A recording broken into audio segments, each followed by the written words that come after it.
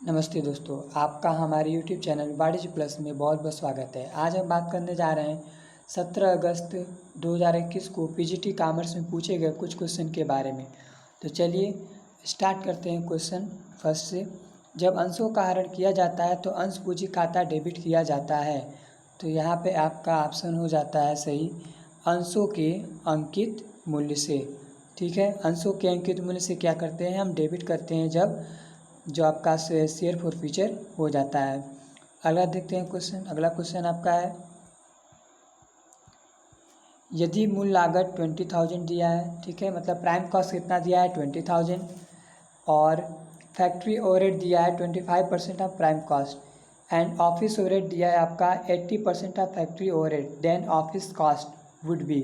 तो यहाँ पे ऑफिस कॉस्ट पूछा है, तो ऑफिस कॉस्ट निकालने के लिए क्या करेंगे, आप करेंगे क्या, ऑफिस कॉस्ट इक्वल टू हो जाता है आपका prime cost plus factory overhead plus office overhead.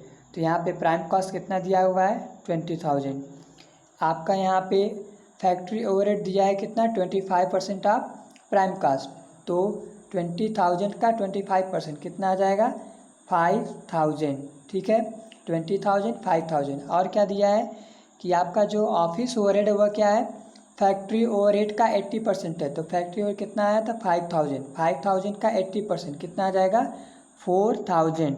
आप सबको ऐड कर दीजिए, 20,000 5,000 4,000 कितना हो जाएगा 29,000।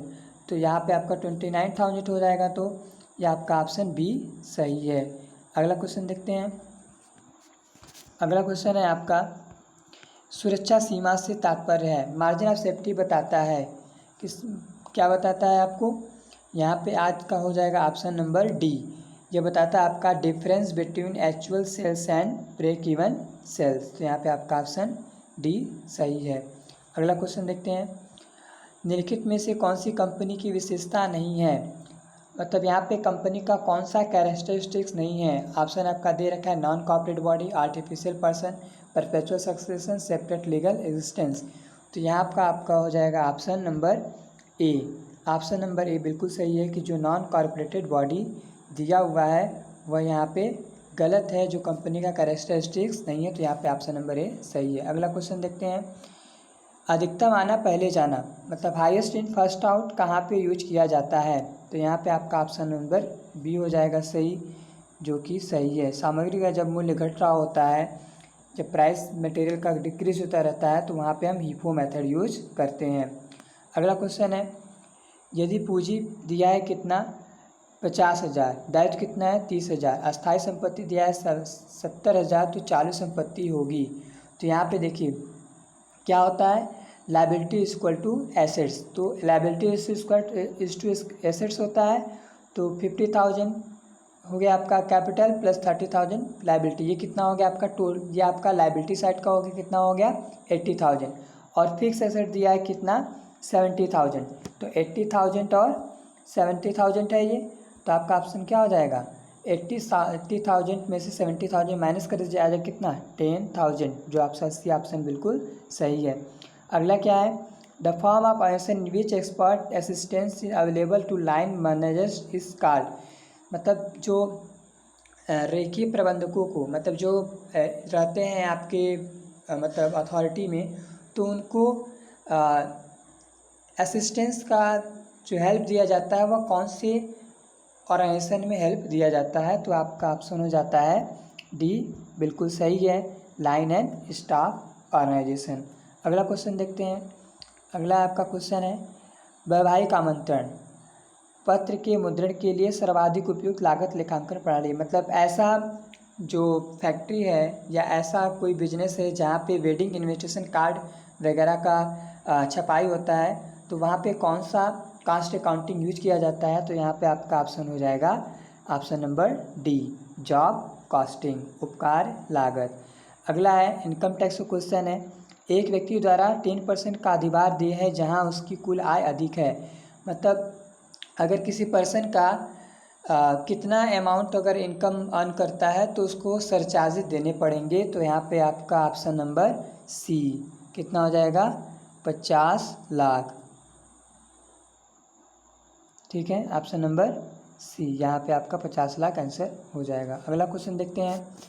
अगला आपका क्वेश्चन है सेबी के जो गाइडलाइंस है उसके अनुसार अकॉर्डिंग तो कितना आपका एप्लीकेशन का अमाउंट होना चाहिए, उससे कम नहीं होना चाहिए। तो यहाँ पे आपका ऑप्शन नंबर ए बिल्कुल सही है।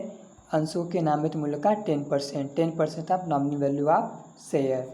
अगला क्वेश्चन देखते हैं। अगला क्वेश्चन आपका किसी अंश के निर्गमन मूल्य पर अंकित मूल्य का आधिक्य कहलाता है। मतलब जो शेयर का प्राइस जो दिया रहता है फेस वैल्यू, अगर उससे ज़्यादा पे अगर हम शेयर इशू करते हैं तो उसको क्या कहते हैं, तो यह कहलाता है आपका option number D, security premium. अगला क्वेश्चन देखते हैं। यहाँ पे दिया है कुछ स्टेटमेंट दिए हैं और पूछा क्या है आपका कैपिटल गियरिंग रेशियो। तो कैपिटल गियरिंग रेशियो की बात करें तो यहाँ पे आ जाता है capital gearing ratio is equal to हो जाता है आपका equity share capital plus reserve and surplus upon preference share capital and आपका हो जाता है आपका यहाँ पे डेप्ट कैपिटल। ठीक है, तो इक्विटी शेयर कैपिटल कितना है 3 लाख और आपका रिजर्व एंड सरप्लस कितना है 1 लाख, कितना हो गया 4 लाख। ठीक है, 4 लाख अपान क्या कर देंगे प्रेफरेंस शेयर कितना है 2000 और एक डिबेंचर कितना है 4000, कितना हो जाएगा 6000। तो 4 लाख अपान 6000, तो आपका ऑप्शन नंबर सी हो जाएगा, सही है 0.67:1। अगला क्वेश्चन देखते हैं। अगला आपका क्वेश्चन है अधिकार प्रतिनिधायन करते समय वरिष्ठ प्रदान करता है। मतलब while delegating authority of supervisor delegates. तो यहाँ पे अगर अधिकार का हम प्रत्यायोजन करते हैं तो हम क्या देते हैं, केवल अधिकार। ऑप्शन नंबर ए आपका सही है। अगला क्वेश्चन देखते हैं उत्पादन लागत होती है। तो यहाँ पे आपका ऑप्शन हो जाएगा cost of production equal to होता है prime cost plus factory overhead. तो ये ऑप्शन आपका सही है। ठीक है, अगला क्वेश्चन देखते हैं। मंदी के बाद आता है आफ्टर रिसेशन कम्स। तो मंदी के बाद आता है आपका अवनति डिप्रेशन। ठीक है, अगला क्वेश्चन देखते हैं। अयाचित पूंजी का वह भाग जिसे कंपनी के समापन के समय याचित किया जा सकता है। मतलब ऐसा शेयर कैपिटल का ऐसा पार्ट जो कंपनी के वाइंडिंग अप होते समय मांगा जाता है, तो ये होता है आपका डी ऑप्शन सही है संचित पूंजी रिजर्व कैपिटल। अगला देखते हैं साझेदारी का समापन जिस कारण हो सकता है। तो यहाँ पे आपका साझेदारी की मृत्यु के कारण भी हो सकता है, किसी साझेदार के दिवालिया होने के कारण भी हो सकता है, सभी साझेदारों की सहमति के द्वारा भी हो सकता है। तो यहाँ पे आपका ऑप्शन नंबर डी सही हो जाता है ऑल ऑफ एबव। अगला क्वेश्चन देखते हैं the depreciation on fix asset is computed on their. Depreciation किस पे कैलकुलेट किया जाता है। तो यहाँ पे आपका आ जाएगा पुस्तकी मूल्य बुक वैल्यू पर। प्रतिभूति प्रीमियम है, मतलब शेयर डिवेंचर जो भी आप इशू करते हैं प्रीमियम पर, तो वो जो प्रीमियम का अमाउंट आपको रिसीव होता है मतलब कंपनी को, तो वह क्या होता है, तो वह आपका हो जाता है कैपिटल रिसिप्ट पूंजीगत प्राप्ति। अगला क्वेश्चन देखते हैं कौन सा बिजनेस फोरकास्टिंग का टेक्निक्स नहीं है। तो यहाँ पे टाइम सीरीज भी है, मतलब काल श्रेणी भी है, प्रतिगमन विश्लेषण भी है, रिग्रेशन भी है, आगत निर्गत विश्लेषण भी है, इनपुट आउटपुट एनालिसिस भी है, लेकिन विचरण विश्लेषण नहीं है। तो यहाँ पे वेरिएंस एनालिसिस या विचरण विश्लेषण ऑप्शन सही हो जाता है। अगला देखते हैं क्या है ब्रेक इवन पॉइंट इज सम विच्छेद बिंदु होता है। तो यहाँ पे आपका ऑप्शन नंबर ए सही हो जाता है जहाँ कुल आगम कुल लागत के बराबर हो, where total revenue equals total cost. अगला देखते हैं क्वेश्चन, सिंपल सा क्वेश्चन है the minimum number of members in a private limited company can be. आपका ऑप्शन नंबर सी सही हो जाता है 200। ठीक है, अगला देखते हैं question second quartile is called. Second द्वितीय चतुर्थक को क्या कहते हैं। तो यहाँ पे आपका आ जाता है ऑप्शन नंबर बी सही है मध्यका को। ठीक है, मध्यका को कहते हैं अपना मीडियन को कहते हैं क्वार्टाइल 2।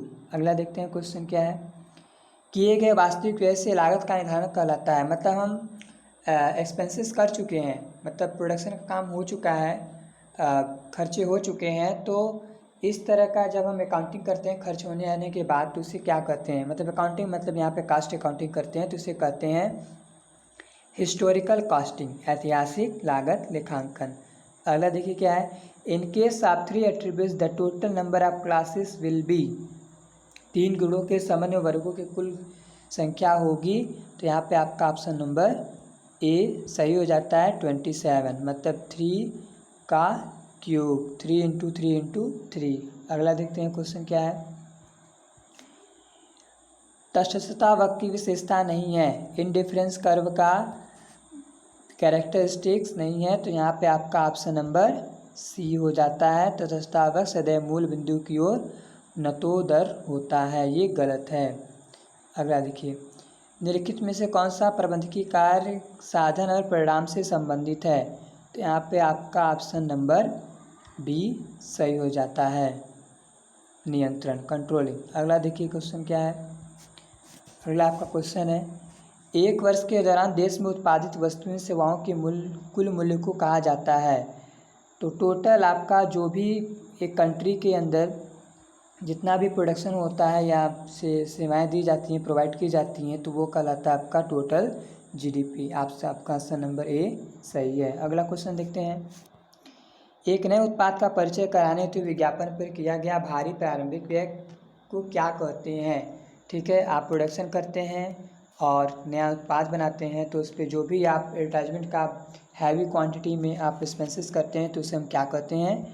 तो यह कहलाता है आपका स्थगित आयगत व्यय के रूप में।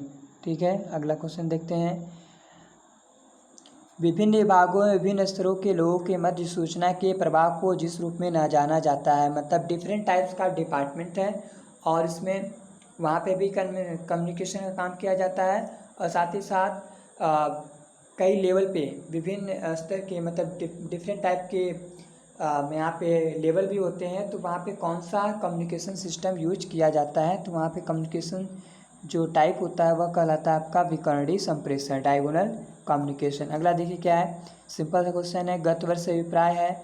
तो यहाँ पे आता है financial year just before assessment year, का निर्धारण वर्ष के ठीक पूर्व का वित्तीय वर्ष। तो यहाँ पे आपका ऑप्शन नंबर डी सही हो जाता है। अगला देखिए क्या है, एक आवृत्ति वितरण का समांतर माध्य 5 है। ठीक है, समांतर माध्य कितना दिया, 5 दिया हुआ है। अगर हर एक फ्रीक्वेंसी को जो भी है उसको 5 गुना कर दिया जाए, ठीक है, तो 5 टाइम अगर बढ़ा दिया जाए तो समांतर माध्य क्या होगा। तो समांतर माध्य आपका हो जाएगा ऑप्शन नंबर बी 25। अगला है, मकान संपत्ति से आय के लिए कर का आधार होता है। तो इसके लिए होता है आपका option number B annual value. अगला देखते हैं क्वेश्चन क्या है, किसी संपत्ति के मूल्य, स्वामित्व, स्वत्व, अस्तित्व एवं कब्जे के संबंध में जांच कहलाती है। तो अगर इस तरीके का हम चेकिंग करते हैं तो यह कहलाता है आपका वेरिफिकेशन, सत्यापन। अगला देखिए क्या है, ठेका खाते में चालू कार्य के अंतर्गत शामिल किया जाता है। तो यहाँ पे आपका ऑप्शन नंबर हो जाता है सी, प्रमाणित एवं अप्रमाणित कार्य की लागत।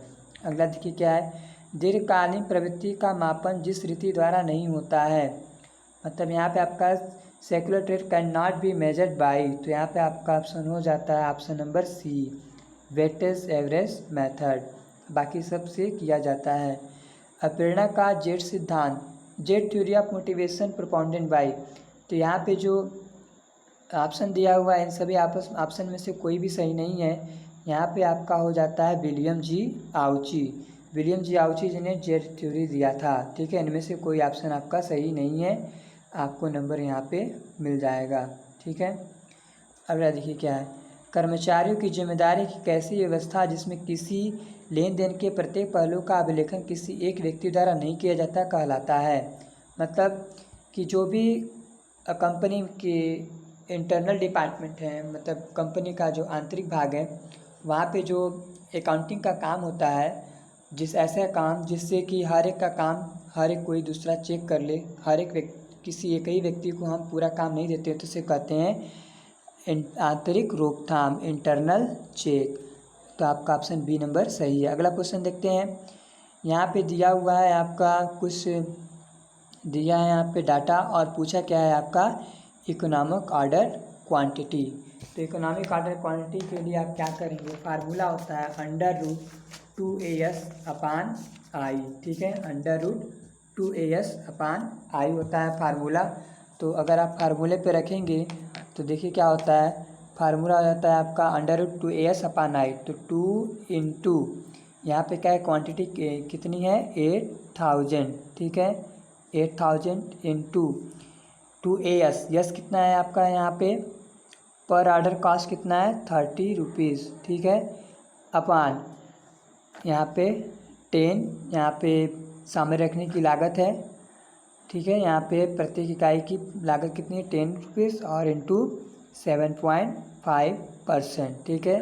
जो आपका वार्षिक औसत स्कंद का 7.5% है यहाँ पे सामने रखने की लागत, जिसको आप सॉल्व कर देंगे तो आ जाएगा 800।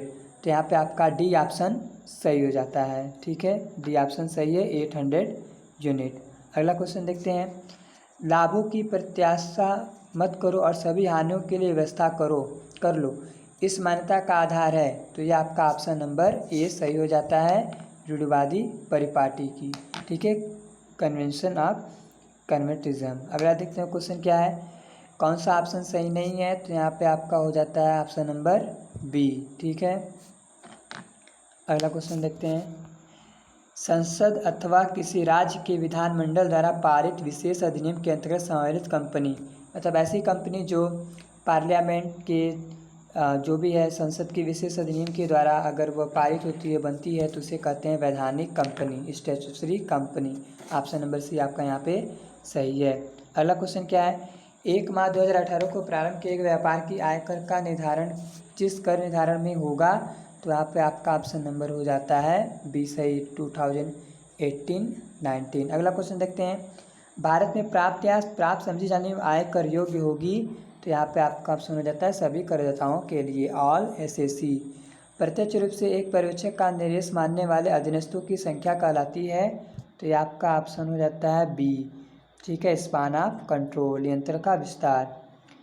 अगला है द डेब्ट equity ratio is a test of, ऋण क्षमता अनुपात एक परीक्षण है, तो यहाँ पे आपका ऑप्शन हो जाता है शोधन क्षमता का, सॉल्वेंसी का, बी ऑप्शन सही है। अगला क्वेश्चन देखते हैं। किसी समस्या का समाधान करने के लिए वैकल्पिक उपायों में से किसी एक उपाय का चयन करना, तो अगर आप सिलेक्शन आप करते हैं तो यहाँ पे आपका ऑप्शन हो जाता है बी, ठीक है, डिसीजन मेकिंग। कार्यात्मक संगठन का प्रमुख लाभ है, ठीक है, तो यहाँ पे आपका ऑप्शन हो जाता है विशेषज्ञता, स्पेशलाइजेशन। अगला क्वेश्चन देखते हैं। निम्नलिखित में से किसी आय में शामिल नहीं करेंगे, तो आपका ऑप्शन नंबर हो जाता है सी, खड़ी फसल को खरीदने पर होने वाली आय, income from purchase of standing crop. Bharat में जनगणना करने का उत्तरदायित्व है, मतलब जो जनसंख्या होती है उसको जनगणना कौन करता है, तो भारत सरकार का गृह मंत्रालय, ministry of homes affairs, government of India. अगला देखते हैं क्वेश्चन। नेतृत्व का वह शैली जिसमें समूह के सदस्यों को अपना कार्य क्षमतापूर्वक करने की अनुमति प्रदान कर दी जाती है, तो आपका ऑप्शन नंबर हो जाता है फ्री रेन स्टाइल, निर्बाधवादी शैली। सोपान श्रृंखला सिद्धांत का प्रतिपादन किसने किया था, तो यहाँ पे ऑप्शन हो जाता है हेनरी फेयोल। अगला क्वेश्चन देखते हैं। प्रेरणा का संबंध है, मोटिवेशन किससे रिलेटेड है, तो आपका ऑप्शन नंबर हो जाता है सी, नेतृत्व से। अगला क्वेश्चन देखते हैं। आकस्मिक आय में शामिल नहीं है, मतलब यहाँ पे आपका कैजुअल इनकम नहीं है, तो कैजुअल इनकम आपका अंशों के विक्रय पर पूंजी लाभ, capital gain on sales of share, आपका ऑप्शन सी सही हो जाता है यहाँ पे। अगला क्वेश्चन देखते हैं। नियंत्रण प्रक्रिया संबंधित होती है, तो यहाँ पे आपका होता है वास्तविक निष्पादन के मापन से, option number A, measurement of the actual performance. अधिकार अंश का आशय, राइट शेयर किसको कहते हैं, तो राइट शेयर उसे कहते हैं जो वर्तमान अंशधारियों को प्रस्तावित किए गए, offer to existing shareholders, तो ऑप्शन नंबर बी सही है आपका ऑप्शन यहाँ पे। अगला क्वेश्चन देखते हैं। प्रबंध का अंतिम कार्य है, ठीक है, the last function of management is, तो आपका ऑप्शन नंबर बी, नियंत्रण, कंट्रोलिंग। स्कंद आवर्त अनुपात है, inventory turnover ratio is, activity ratio, probability ratio, solvency ratio, liquidity ratio, तो आपका ऑप्शन नंबर ए सही हो जाता है, एक्टिविटी रेशियो। अगला देखिए। आयकर अधिनियम 1961 के अंतर्गत कर का भार निर्भर करता है, तो आपका ऑप्शन नंबर हो जाता है निवास की स्थिति, आपका रेसिडेंशियल स्टेटस क्या उसकी बेसिस पे इनकम टैक्स लगाया जाता है। अगला देखते हैं क्या है। अगला क्वेश्चन है। यहाँ पे डेटर्स दिया हुआ है 40,000, ठीक है। बिल्स रिसीवेबल दिया है 20,000, सेल्स दिया है क्रेडिट सेल्स 2,50,000, सेल्स रिटर्न दिया है 10,000 और यहाँ पे बिल्स पेबल दिया है 10,000। पूछा क्या है, औसत वसूली अवधि, एवरेज कलेक्शन पीरियड पूछा हुआ है।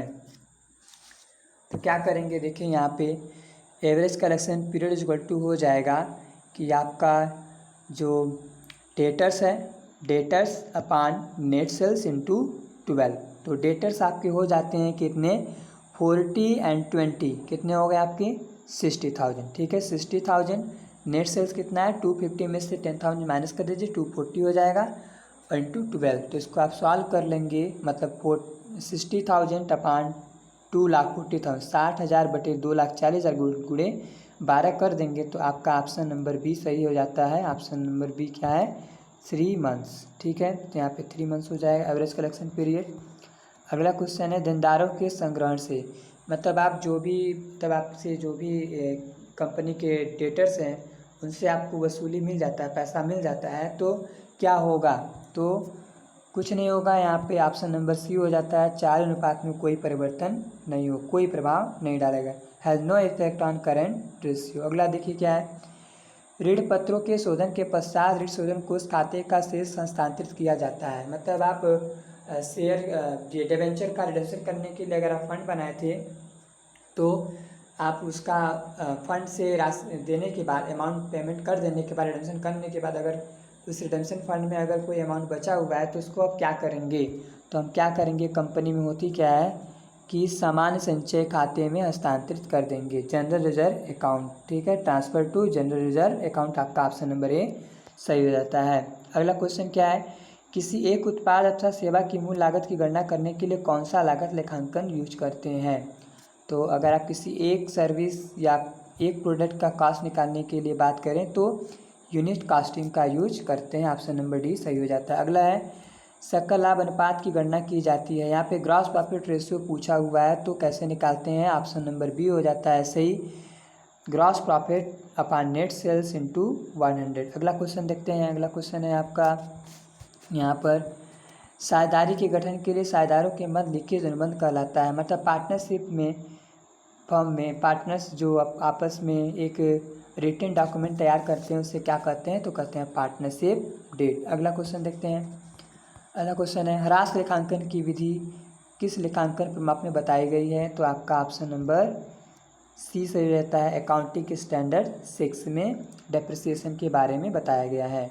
निर्माण के लिए निविदा है, टेंडर आप जो फॉर कंस्ट्रक्शन बनाते हैं तो वो क्या होता है, वह आपका बताता है विक्रय मूल्य का अनुमान, एस्टिमेटेड ऑफ सेलिंग प्राइस। अगला क्या है, काल श्रेणी विशेषण का ऐसा नियमित एवं आवधिक संचालन जो 1 वर्ष से अधिक का न हो।